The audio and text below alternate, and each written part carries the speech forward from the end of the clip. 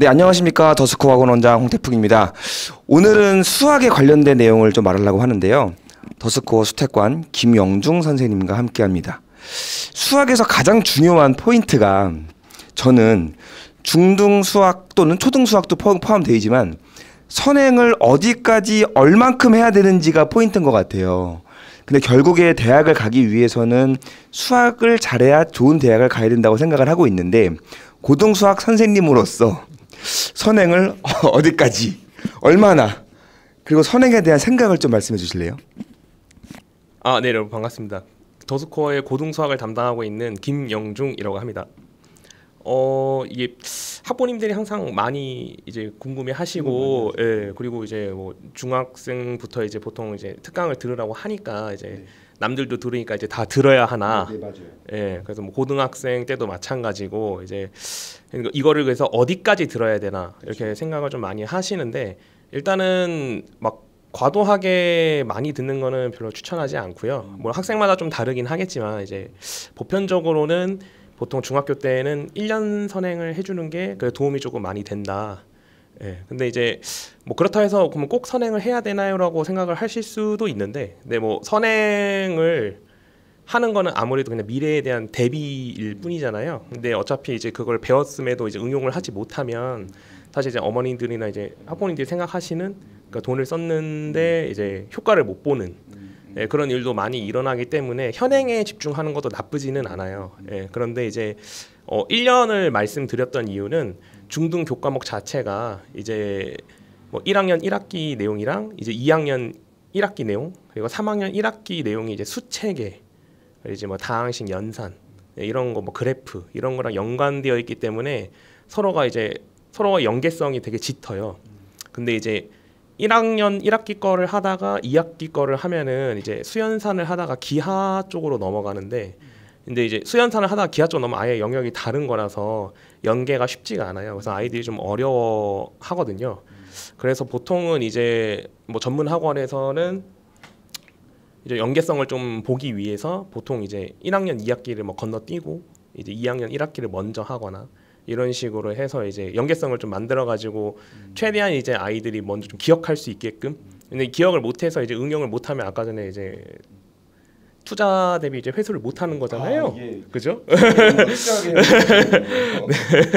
네. 근데 이제 그래서 웬만하면 이제 연계를 해가지고 아이들이 오랫동안 기억할 수 있게끔 이제 유도를 하는 게 이제 특강을 듣는 의미가 생길 것 같고, 그래서 중3에서 이제 고등학교로 넘어갈 때는 방학이 되게 길잖아요. 이제 아무래도 원서를 쓰고 하면 시간이 많이 남으니까 예, 그때는 이제 뭐 그런 거 상관없이 이제 고등수학 하학까지 다 진행을 하게 되는데, 이제 그거를 하는 이유가 이제 중학교 때는 보통 이제 전 국민이 알아야 하는 기본적인 내용들 위주로 구성이 되어 있어요. 근데 이제 고등학교부터는 이제 교육청에서 이제 원하는 바가 좀 많이 색깔이 들어가 있는데, 이제 챕터를 보시면은 순서대로 이제 내가 이 교과를 배웠을 때 고등수학에서 이제 뭐 1학기 중간고사 때는 그냥 단순한 이제 수연산만 나와요. 근데 그러다가 이제 기말고사로 넘어가면 갑자기 이제 그래프랑 연관을 지어서 이제 그림을 그리세요라고 이렇게 좀 유도를 하는. 근데 그러다가 이제 2학기에 고등수학 하러 넘어가면 이제 공간지각 능력을 요하는, 그러니까 내가 이제 많이 상상하고 추론하고, 그러니까 단계를 이렇게 점점 밟아가요. 그래서 이제 사칙연산만 계속 때려봐가지고 이제 하는 친구들 같은 경우는 이제 고등수학 하러 너무 많이 힘들어하겠죠. 이제 많이 생각하고 이제 해야 되는데, 그래서 실제로 이제 저희가 2007, 2009 개정교육과정 때는 중학교 1학년 때 고등수학 하를 배웠어요. 근데 지금은 고등학교 1학년으로 밀려났거든요. 근데 이제 그게 아이들이 이제 생각을 할 때 내가 이제 추론을 하고 추상적인 부분에 대해서 이제 좀 답을 내고 하는 게 중학교 1학년 애들한테는 이제 너무 무리한 요구다라고 생각을 해서 이제 교육청 쪽에서 고등학교 1학년쯤 됐을 때 그 나이 때 아이들이 점점 이 부분이 발달되고 열리니까 이때로 이제 밀어준 거거든요. 그래서 고등수학 하 자체는 내용 자체가 어렵지는 않아요. 근데 여기서 이제 공간지각 능력이랑 추상적으로 이제 접근하는 능력들을 많이 이제 연습해서 기르지 않으면 이제 고등학교 2학년 때 많이 무너지죠. 근데 이제 이런 것들을 교과를 저희가 이제 가르치면서 이제 뭐 중간고사에서는 이제 뭘 원하는지 학교에서 네, 그래서 이런 것들을 알아야지 이제 학교에서 시험 문제를 낼 때 이제 교육청에서 꼭 점검해줘야 하는 내용들이 있어요. 이제 그런 거를 이제 가르치시는 분들이 이제 서로 생각을 해서 그래서 이제 이걸 찝어줄 수가 있는 거거든요. 그래서 그런 내용들이 많이 들어가야지 이제 아이들도 이걸 수학 시험 공부를 할 때 보통 물어보는 게 수학 시험 공부 어떻게 해야 돼요? 이렇게 많이 물어보는데 이제 어떻게 해요가 아니고 아까 말씀드린 것처럼 중간고사 때는 사칙연산을 많이 보니까 사칙연산 위주로 공부를 많이 하는 거고 이제 곱셈 공식 이제 기말고사 때는 또 뭐 공부해야 돼 물어보면은 이제 그래프가 많이 나올 거니까 그래프 쪽으로 이제 많이 관심을 가지고 봐야 되는 거고 2학기 넘어가서 이제 아까 말씀드린 공간지향 능력이나 추론적인 걸 많이 보니까 이제 내가 상상해서 이제 이런 문제를 풀 때 어떤 일이 벌어질까 이런 거를 많이 생각을 하는 방향으로 하다 보면 시험 문제 이제 나올 때 이제 내가 생각한 방향 거의 일치한다 이거죠. 네. 제가 이해한 바를 한번 말씀드려보면 네. 영어 과목이랑 살짝 비교를 한번 해볼게요. 영어는 문법이라는 게 있고 독해라는 게 있는데 단어도 있지만 문법은 중학교 영어, 초등학교 영어, 고등학교 영어 다 똑같거든요. 얘가 갑자기 고등학교 올라가고 새로운 문법이 나오지 않아요. 대학 영문법 아주 극히 새로운 건 추가가 되긴 하지만 문법은 똑같아요. 언어기 때문에. 그렇지만 난이도가 올라가는 개념이거든요. 그래서 영어는 개인적으로 굳이 선행이라고 쓰면은 엄청나게 선행을 해도 그냥 해석이 되면 되는데 수학은 제가 이해한 바로는 초등 수학을 알아야 중등 수학이 가능한 거고 중등 수학을 알아야 고등 수학을 알아간 거고 계층별 계단식인 것 같아요. 근데 당연히 선행을 하는 게 좋냐 안 좋냐라고 물으면 하는 게 좋죠. 왜 안 좋겠어요. 근데 그게 선행을 했을 때 부작용이 발생할 수 있는 거라고 저는 들리거든요. 선행을 했는데 과거에 계단에서가 공사가 잘 안 됐어. 이게 잘 탄탄하지 않으면 여기도 무너지기 때문에 이거를 잘 봐야 된다. 저는 이렇게 이해를 했습니다. 네. 네, 맞습니까? 그러면은 저희가 고등부 수학을 예를 들면 저희가 클리닉을 하고 있는데 양이 중요할까요? 질이 중요할까요?라는 아이들이 질문을 해요. 네. 그 문제를 많이 풀어보는 게 좋아요? 아니면 어려운 문제 풀어보는 게 좋아요? 그러니까 양과 질에 대한 질문인데요. 어떻게 생각하세요? 제 개인적인 그러니까 좀 논란이 될 수도 있겠지만 제 개인적인 방법입니다. 개인적인 생각으로는 양은 그렇게 안 중요하다고 생각을 해요. 그러니까 결국에는 그러니까 그러니까 수학에서의 숙제는 내가 이제 경험해 보지 못한 데이터를 여기서 습득을 하고 그리고 경험을 해봤지만 숙달이 되지 않은 것들을 다시 반복해서 연습하기 위해서 문제를 많이 풀어보는 거라고 생각을 하거든요. 근데 내가 만약에 이거에 대한 수업을 듣고 이거에 대한 개념을 들었는데 내가 이게 응용이 되고 잘할 수 있다면 굳이 그 문제를 더 풀어보지 않아도 충분히 할 수 있다 이거죠.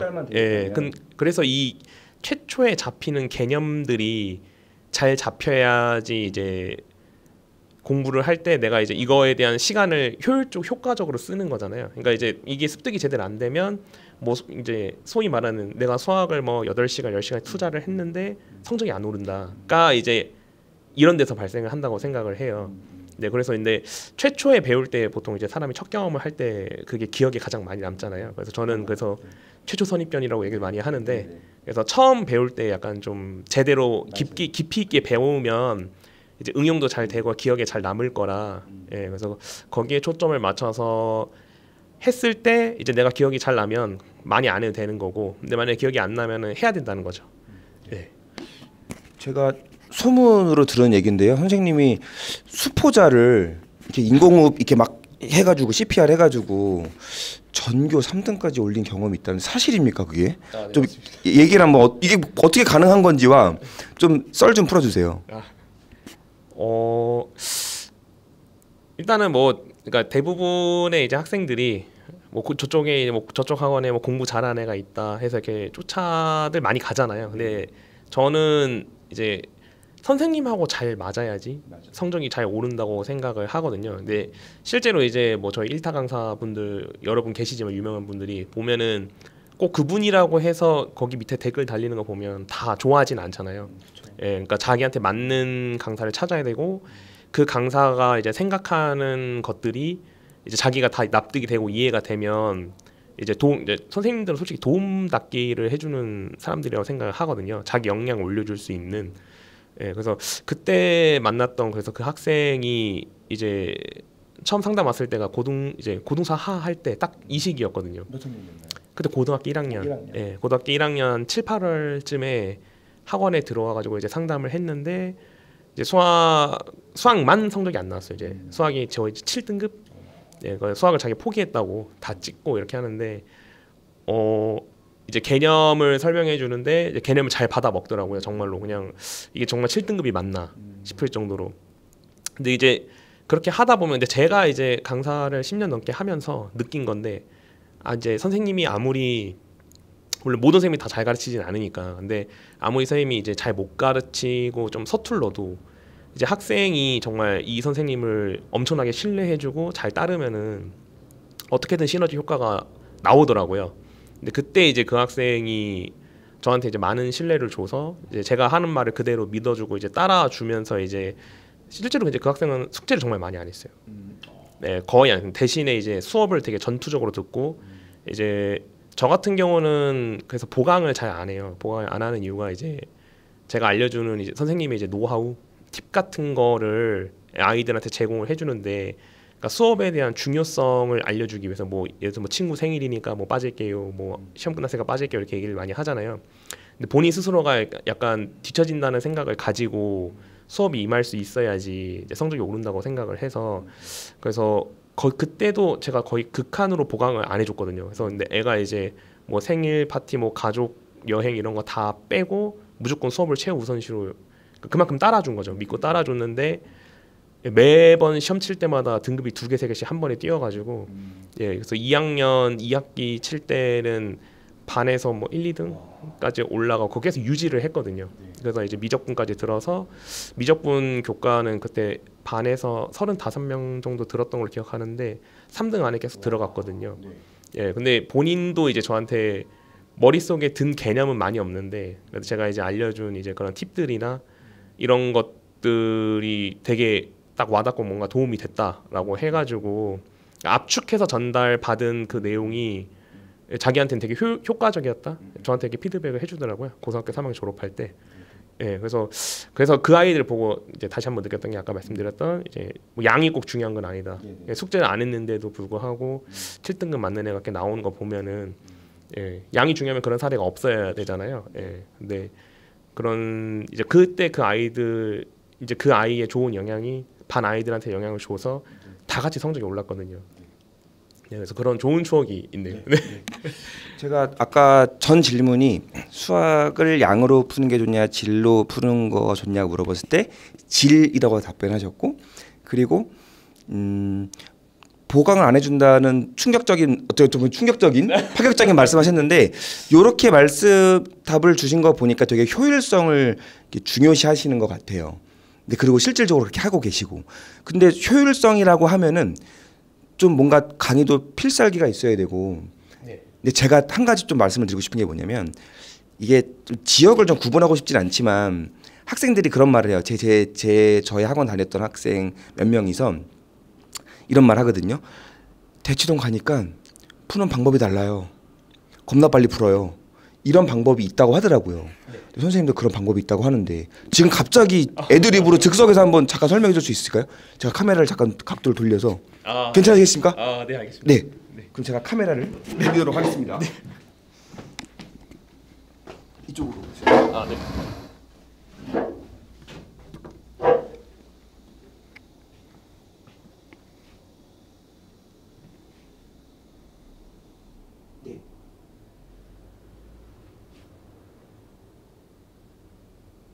네, 그러면은 일단은 많은 연령층의 이제 학생들이 볼 거라고 생각을 해서 이제 너무 복잡하거나 이제 너무 높은 학년에 있는 내용을 하면은 다들 이제 어려워할 것 같아서 근데 이제 마침 저희가 이제 고등학교 1학년 중간고사에 이제 2, 3등급 때 라인에 나오는 문제인데 보통 이제 아이들이 어려워하는 약간 이런 거를 이제 이런 방식으로도 이제 풀 수 있다.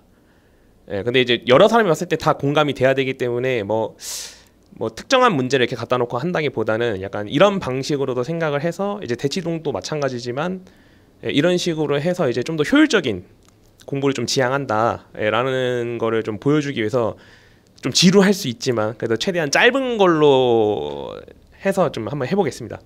그래서 고등학교 1학년 맨 앞에 보면 집합 파트가 있어요. 이제 집합 파트에서 이제 대칭 차집합이라는 이제 개념 원리 교재 보시면은 이제 파랗게 해가지고 딱 봐도 이제 하기 싫어. 실제로 애들한테 이 책 페이지 피면 여기 숙제 해와야 돼요. 이런 식으로 물어보거든요. 근데 실제로 이제 다른 학원에 있는 애들도 어려워하고, 그래서 저희가 보통 대칭 차집합이면 이제 연산기호가 이렇게 나오죠. 이제 대칭 차집합인 이유가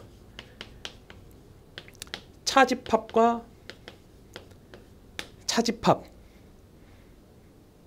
네,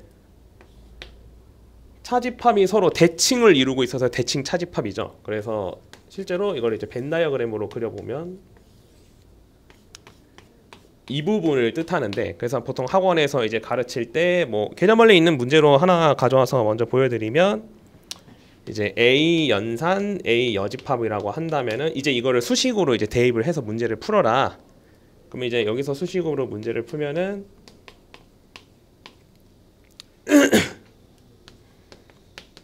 이런 식으로 해가지고 이제 식을 정리해야 되는 약간 복잡한 형태로 나와요. 그럼 이제 이거를 이제 저희가 배웠던 이제 드모르간 법칙을 써서 이제 뭐 이 차집합을 교집합으로 바꾸고 이런 식으로 해야지 이제 문제가 풀리는데, 실제로도 이제 문제 해설을 보면 식이 굉장히 길어요. 근데 이제 이렇게 하는 것보다는 이제 지금은 저희가 안 배우지만 지금 이제 한 30-40대 되신 선생님들이 배웠던 이제 알고리즘, 네, 알고리즘이란 걸 혹시 이제 컴퓨터 관련 쪽으로 이제 배운 학생들이면은 이제 알고리즘이 뭔지 아실 텐데, 저희가 뭐 자판기 같은 거에 500원 넣고 음료수 이거 나온다, 약간 이런 게 다 이제 알고리즘인데, 이게 원래 함수의 기원이 되거든요. 네, 그래서 이제 그거를 알고리즘이라고 생각을 하고, 저희가 실제로 대칭 차집합을 나타내는 이 관련된 식 중에 이거 말고도 하나가 더 있어요. 그러니까 A 합집합 B에서 A 교집합 B를 뺀 거, 그러니까 이거를 이제 말로 한번 저희가 해석을 해보자 이거죠. 지금은 직관적으로 수식으로 적어가지고 문제를 풀자라고 했는데, 아까도 말씀드렸다시피 여기서 이제 아이들이 이거를 수식을 다시 교체하고 바꾸고 식을 변환하고 하면서 이제 식이 2줄, 3줄 넘어가는데, 그걸 또 그림을 그려가지고 어떤 모양 찾아내야 되는 어려움이 있어요. 근데 이거를 이제 어차피 수학이, 그러니까 저는 항상 애들한테 말을 하거든요. 수학이 먼저냐, 현실이 먼저냐. 현실에 있는 문제를 빠르게 해결하기 위해서 수학이 발달된 거잖아요. 그래서 현실에 중점을 맞춰서 이거를 이제 한국어로 해석을 해보자 이거죠. 그럼 이거는 말로 저희가 해석을 하면 A랑 B랑 합친 거잖아요, 그렇죠? 거기에서 A랑 B랑 겹치는 거를 빼줘 라는 말이 되겠죠. 그렇죠? 그러면 이제 얘는 엄청 쉬워지는 거예요. 지금 얘가 말한 이 연산 기호를 다시 한번 말로 해석을 하면, 여기 있는 얘랑 둘이 합친 거에서, 자, 얘랑 합치면 뭐가 나올까요? A랑 A 여집합을 합치면, A 여집합은 A의 반대놈이니까 A랑 A 반대놈을 합치면 전체가 되겠죠. 그죠? 거기에서 얘랑 A랑 A 여집합이랑 겹치는 걸 빼달라나 그랬는데, A 여집합은 A의 반대놈이가 겹치는 게 없잖아요. 그럼 뺄 게 없겠죠. 그래서 얘 답은 전체가 됩니다. 그러니까 식이 하나도 안 나오죠. 네. 갑작스러운 이렇게 부탁에도 이렇게 아이들이 정말 현실이 먼저라는 말이 정말 인상 깊었고요. 마지막으로 한 개 더 질문이 있는데요. 그러니까 이게 학생들이 고1, 2, 3을 지내면서 어려운 게, 내신이 12개월 중에 중간 기말 중간 기말 4번 보기 때문에 거의 2달 정도 잡아먹거든요. 그러니까 시험 기간 한 보름, 그리고 한 달 전부터 내신을 준비하다 보면은 거의 2개월 잡아먹으면 8개월을 잡아먹어요. 8개월 정도? 그러면 12에다 8 빼면 4개월밖에 안 남잖아요. 그럼 4개월 동안 방학도 빼면 좀 할 게 없는데, 내신과 수능을 따로 준비하는 게 너무 불편해 보이고 비효율적인 것 같은데, 이걸 어떻게 해결하면 좋을지 한번 말씀해 주실까요? 이거는 지역에 따른 좀 차이가 있다고 생각을 해요. 이제 저 같은 경우는 이제 외고나 이제 특목고 애들도 많이 가르쳤었는데, 항상 제가 전담을 해왔었어 가지고 이제 그 아이들을 대상으로 하면서 이제 이렇게도 수업을 해보고 저렇게도 수업을 해보고, 이제 그 결과값으로 나온 이제 데이터로 설명을 드리자면, 일단은 저희가 고등학교를 올라간 순간부터는 이제 모의고사 문제가 무조건 등장을 하잖아요. 그게 어떤 과목이든. 근데 이제 고등학교 1학년 같은 경우는 이제 교육청에서 주관하는 그 모의고사의 형태가 이제 우리 이제 앞으로 이런 식으로 좀 꽈서 낼 거니까 연습 좀 하자. 약간 이런 식이라면 고등학교 2학년 때는 이제 어느 정도 좀 익숙해졌니? 이제 이런 식으로 이제 이 챕터에 맞춰서 낼 거야. 이렇게 되는데 이제 고등학교 3학년 올라갔을 때 나오는 이제 고3 모의고사부터는 고등학교 1학년, 2학년 모의고사랑 레벨이 달라져요. 갑자기 급격하게 어려지면서 이제 이게 현실이야 이제. 예, 이제 현실의 벽에 부딪히기 시작하는 거죠. 그래서 보통 그래서 이제 겪는 아이들이 1, 2학년 때는 모의고사가 뭐 학교에서 뭐 전교에서 1등이다, 뭐 반에서 1등했다 하는데 이제 고등학교 3학년 올라가면 뭐 갑자기 5등급 나오고 이제 이렇게 변하죠. 예, 근데 이제 그거를 이제 준비를 안 했다라고 이제 생각을 할 수 있는데 일단은 여기에 답변을 드리기 전에 우리가 먼저 생각해봐야 할 부분이 그럼 만약에 뭐 그걸 따로 준비해야 된다면 이제 모의고사 반이나 이제 수능 준비반이라고 해가지고 이제 문제풀이 반을 보통 신청을 해요. 그러면 이제 문제풀이 반에서 이제 그럼 우리가 뭘 얻어갈 수 있느냐가 중요한 건데 단순하게 문제만 풀어줄 거면 솔직히 인터넷 강의가 더 편할 수도 있어요. 왜냐면 그거는 내가 되돌려 볼 수도 있고 끊어서 볼 수 있으니까. 근데 이제 보통 학원에 이제 이거를 부탁을 해서 이제 이런 수업을 듣는다라는 거는 이제 문제풀이 방향, 이 문제를 접했을 이런 유형을 접했을 때 내가 어떻게 생각을 하고 문제를 풀어 나가야 하는가를 연습하기 위해서 하는 거거든요. 근데 그거는 사실 모의고사 문제를 풀면서도 연습할 수 있지만 내신에 나오는 어려운 문제나 혹은 이제 내신에 일부 출제되는 교육청 기출 모의고사 같은 거를 풀어주면서 학습을 시킬 수가 있어요. 근데 단지 이제 이거를 집중적으로 못할 뿐인 거지 충분히 건들고 넘어갈 수 있는 시간이 되거든요. 근데 이제 그걸 건들려고 한다면 수업 스케줄을 이제 타이트하게 좀 잘 짜야겠죠. 예, 그래서 보통 저 같은 경우는 그래서 설명을 할 때 이제 아이들한테 처음부터 이제 가르칠 때 이런 식으로 이제 문제가 변형된다를 개념 설명할 때부터 계속 얘기를 해줘요. 그리고 이제 그 모의고사 문제 당연히 등장하면은 아이들 같은 경우는 그걸 기억 못할 테니까 당연히 틀리겠죠. 근데 제가 이제 예전에 내가 이런 말 했던 거 기억나니 하고 이제 던졌을 때 이제 아이들이 그걸 기억하고 있다는 거. 그러면 이제 거기에서 이제 아이들이 충격을 받고 그게 어느 정도의 트라우마로 자리 잡으면서 이제 그게 학습이 된다 이거죠. 그렇게 해서 이제 티칭을 하게 됐을 때 어쨌든 모의고사 영역을 뭐 100%는 아니지만 한 20-30% 정도를 봐주면서 이제 방향을 잡아주니까 이제 아이들이 모의고사를 쳤을 때 그래도 3등급은 유지할 수 있다 이거죠. 그렇게 유지를 시켜주는 상태에서 고3 6월이 됐을 때 이제 6개월 동안은 이제 수능을 준비할 수 있는 시간이 되잖아요. 그때 이제 수능 준비를 들어가면서 그 3등급을 3으로 굳힐 거냐 아니면 1, 2등급으로 올릴 거냐 그렇게 나뉜다고 생각을 해요. 그러니까 이제 갑자기 고3 6월이 돼가지고 이제 정시를 준비하겠습니다 해가지고 갑자기 뭐 내가 5등급 맞다가 이제 1, 2등급 올라 이런 드라마틱한 상황은 솔직히 잘 나오지 않아요. 그러니까 처음부터 내신을 그래서 준비를 할 때 그런 것들을 곁들여서 좀 해주다가 이제 마지막에 이제 살짝 노선을 틀어가지고 수능 준비를 해줬을 때 좋은 결과가 나오는 거지 이거를 그때 가서 갑자기 한다고 해서 좋은 결과가 나오지 않거든요.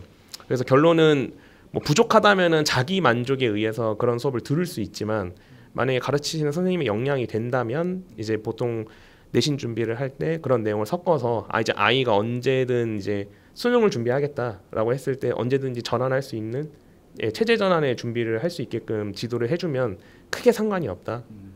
라고 경험을 했습니다. 네. 제가 짧게 요약을 해드리면 제가 수능 때 영어를 좀 잘 봤었는데요. 자랑하려고 그런 건 절대 아닙니다. 그렇지만 이제 두 번째가 주제인데 지금도 기억이 나요. 이제 카투사를 가기 위해서 토익을 봐야 되는데 토익이 990점입니다. 근데 뭐 한 800점, 900점 맞겠지 했는데 부끄러운 말이지만 495점이 나왔어요. 990에 반이 495잖아요. 이 말씀을 왜 드리냐면 같은 영어라도 시험에서 물어보는 게 있고 포인트가 다르기 때문에 수능을 잘 봤다 하더라도 토익을 다 잘 보는 건 아닙니다. 충분 조건이 아니라는 거죠. 단지 필요 조건인데 수학도 마찬가지인 것 같아요. 내신을 준비하게 되면은 이게 자연스럽게 내신을 잘 보면 무조건 충분하게 수능을 잘 본다는 건 아니지만 그렇지만 교집합 부분이 있기 때문에 그거를 잘 가지고 가서 수능에 관련된 유형을 접근하면은 도움이 된다라고 저는 이해를 했는데 맞을까요? 약간 다른가요? 비슷합니다. 네. 그러면은 오늘 대화는 여기까지 하는 걸로 하고요. 더 궁금하신 게 있으면 댓글에 글을 남겨주시면 감사하겠습니다. 감사합니다. 감사합니다.